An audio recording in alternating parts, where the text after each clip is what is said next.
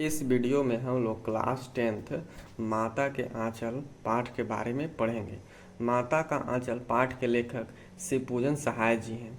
इस कहानी में लेखक ने माता पिता का बच्चों के प्रति अपार स्नेह, प्रेम, चिंता व अपने बचपन तथा ग्रामीण जीवन में बच्चे द्वारा खेले जाने वाले अनेक प्रकार के खेलों का बड़े ही सुंदर तरीके से वर्णन किया है। साथ में बच्चों के माध्यम से बात बात पर ग्रामीणों द्वारा बोली जाने वाली लोकोक्तियों का भी कहानी में बड़े रोमांचक तरीके से प्रयोग किया गया है। यह कहानी भले ही शुरुआत में पिता पुत्र प्रेम के इर्द गिर्द घूमती हो, परंतु अंत में मातृ प्रेम का अनूठा उदाहरण प्रस्तुत करती है। यह कहानी हमें बताती है कि एक छोटे बच्चे को दुनिया की सारी खुशियाँ चाहे पिता दे दे, परंतु सुरक्षा और शांति की अनुभूति सिर्फ माँ के आंचल में ही मिलती है। शिवपूजन सहाय के बचपन का नाम तारकेश्वर नाथ था, मगर घर में उन्हें उनके पिताजी भोलेनाथ कहकर पुकारा करते थे। भोलेनाथ भी अपने पिता को बाबूजी व माता को मैया कहा करते थे। बचपन में भोलेनाथ का ज़्यादातर समय अपने मित्रों के साथ मस्ती में व अपने पिता के सानिध्य में ही गुजरता था। बाबूजी लेखक को अपने साथ ही सुलाते, अपने साथ ही जल्दी सुबह उठाकर स्नान करते और अपने साथ ही भगवान की पूजा अर्चना कराते थे। जब लेखक के बाबूजी उनको तिलक लगाने लगते तो लेखक उन्हें बहुत परेशान करते थे, परंतु जब थोड़ा प्यार और डांट से बाबूजी तिलक लगा देते तो लेखक पूरे बम भोला लगते थे, जिस कारण बाबूजी लेखक को भोलेनाथ पुकारते थे। जब भी भोलेनाथ के बाबूजी रामायण का पाठ करते, तब भोलेनाथ उनके बगल में बैठकर अपने चेहरे का प्रतिबिंब आईने में देखकर खूब खुश होते, पर जैसे ही उनके बाबूजी की नज़र उन पर पड़ती तो वे थोड़ा शर्माकर और मुस्कुराकर आईना नीचे रख देते थे। उनकी इस बात पर उनके बाबूजी भी मुस्कुरा उठते थे। पूजा अर्चना करने के बाद भोलेनाथ के बाबूजी एक मोटी कॉपी पर 1000 बार राम नाम लिखते थे। फिर 500 बार छोटे छोटे कागज़ों पर राम नाम लिख कागज़ उन पर्चियों में छोटी छोटी आटों की गोलियां रखकर गंगा जी में मछलियों को खिलाने जाते थे।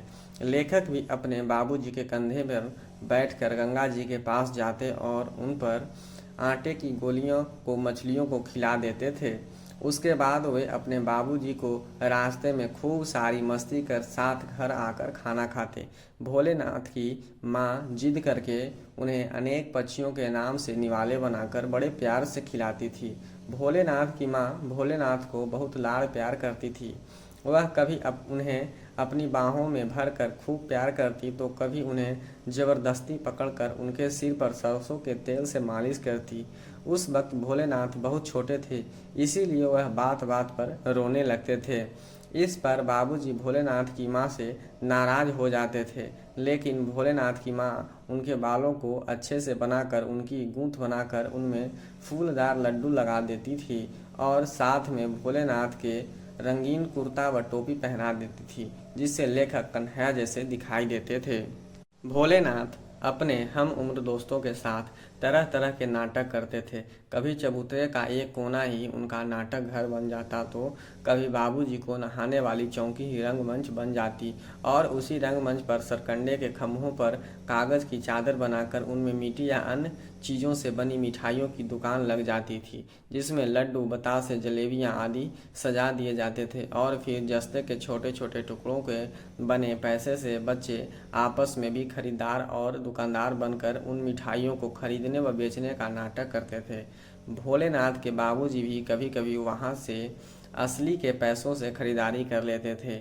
ऐसे ही नाटक में कभी घरौंदा बना दिया जाता था, जिसमें घर के सामान सजाकर रख दिए जाते थे, तो कभी कभी बच्चों बारात का भी जुलूस निकालते थे, जिसमें तंबूरा और शहनाई भी बजाई जाती थी। दुल्हन को भी विदा कर लाया जाता था। कभी कभी बाबूजी दुल्हन का घूंघट उठाकर देख लेते तो सब बच्चे शर्माकर हंसते हुए वहां से भाग जाते थे। बाबूजी भी बच्चों को खेलों में भाग लेकर उनका आनंद उठाते थे। आम की फसल के दौरान आंधी चलने से बहुत से आम गिर जाते थे। बच्चे उन आमों को उठाने भागा करते थे। एक दिन सारे बच्चे आम के बाग में खेल रहे थे, तभी बड़ी जोर से आंधी आई। बादलों से पूरा आकाश ढक गया और देखते ही देखते खूब जमकर बारिश होने लगी। काफ़ी देर बाद बारिश बंद हुई तो बाग के आसपास बिच्छू निकल आए, जिन्हें देखकर सारे बच्चे डर के मारे भागने लगे। संयोगवश रास्ते में उन्हें मूसन तिवारी मिल गए। भोलेनाथ के एक दोस्त बैजू ने उन्हें चिढ़ा दिया। फिर क्या था, बैजू को देखा देखी सारे बच्चे मूसन तिवारी को चिढ़ाने लगे। मूसन तिवारी ने सभी बच्चों को वहां से भगा दिया और सीधे उनकी शिकायत करने पाठशाला चले गए।